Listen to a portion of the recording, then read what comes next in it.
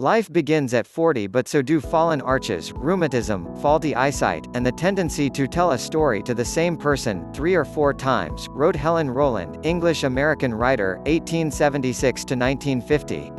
What Ms. Rowland missed, and dearly, is that most men, upon reaching 40, start to experience a phenomenon called andropause, the male equivalent of women's menopause.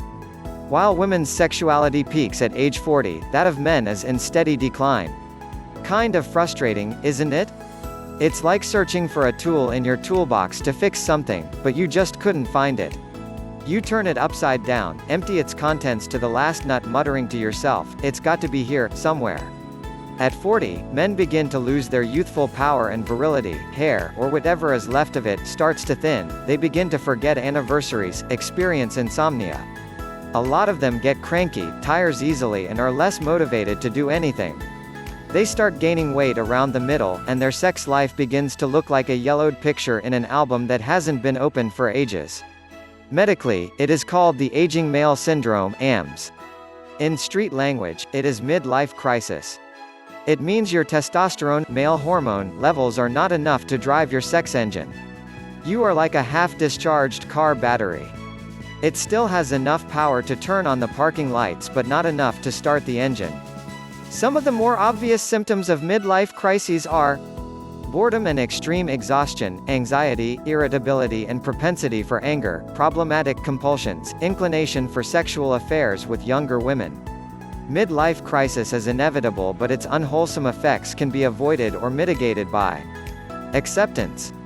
Acceptance is a good balm to soothe frayed feelings over things gone sour. If things do get out of hand, try stress management. Get a good sleep, eat lots of happy foods and exercise regularly. Rein in your alcohol and tobacco consumption and, if you may, get back to that hobby left in the back burner due to the demands of your life. Anything that can keep your mind away from your woes will carry you over the hump. Giving your relationships a new life. More than ever, men in midlife crisis need to breathe a new life to their relationships, like discarding the past, embracing the moment and give a smile that tomorrow shall be a lot better than today, spending more quality time with your spouse. My wife died more than 4 years ago. But the pain of losing her persists because I know that I could have done better when she was still capable of appreciating it, playing and laughing with your children if they are still around. If not, give them a call or find the time to hang out with them. You may never have the chance if you do it later. Redefining your goals in life, do volunteer work, engage in sports or bury yourself in a hobby. Medical consultation. Midlife crisis can be difficult to handle for some.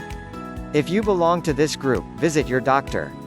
There are currently more than half a dozen drugs for age-related sexual problems. You can have your doctor prescribe any of them.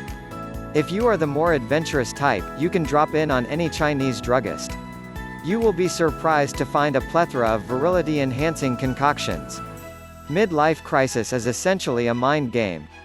Like depression, it gets you down if you let it control your thoughts. Misery is the child of overindulgence with self. Channel your thoughts outside of your own and you will find out that this is a big, wide world we live in with so much to explore, to learn, to get involved in, to accomplish. Joseph Dabin. I am an online entrepreneur, and a freelance ghostwriter. I write about happiness and fitness issues, sex and relationships taken from my long years of work and travel. You can know me more from my blog at http://www.joespulpbits.com.